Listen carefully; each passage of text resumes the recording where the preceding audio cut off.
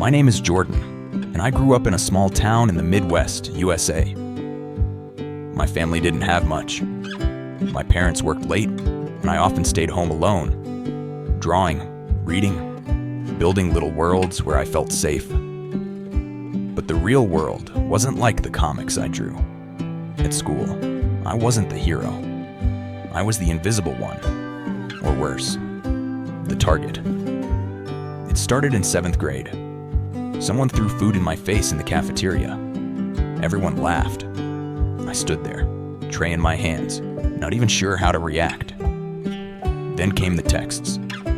"You're disgusting. Don't come back to school." I remember sitting in a bathroom stall during recess, clutching my backpack so tightly it hurt. I didn't even cry out loud, because I knew if they heard me cry, they'd enjoy it more. And yes, I thought about ending it all. Not because I was weak, but because I was tired. Tired of fighting alone. The messages, "You're disgusting. Don't come back to school," appeared in my mind again. I felt useless, like everyone hated me.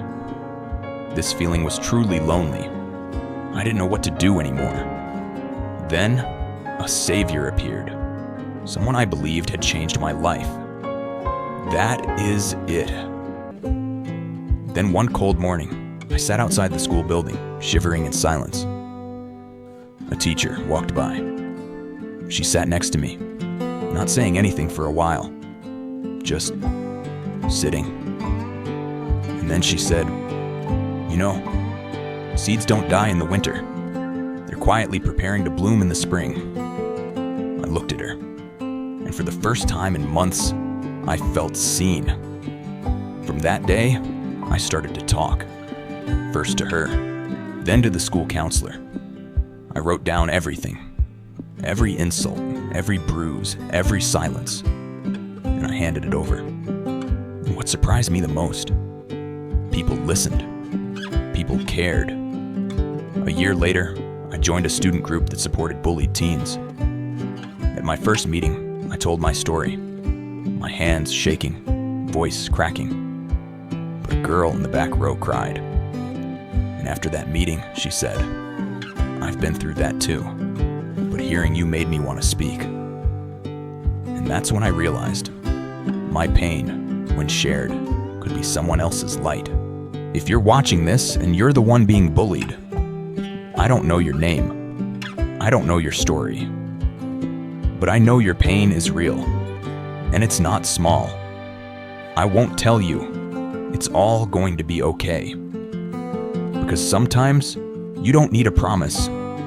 You need a safe place to survive. Find that place. Find those people. And if you haven't yet, keep looking. Don't let go.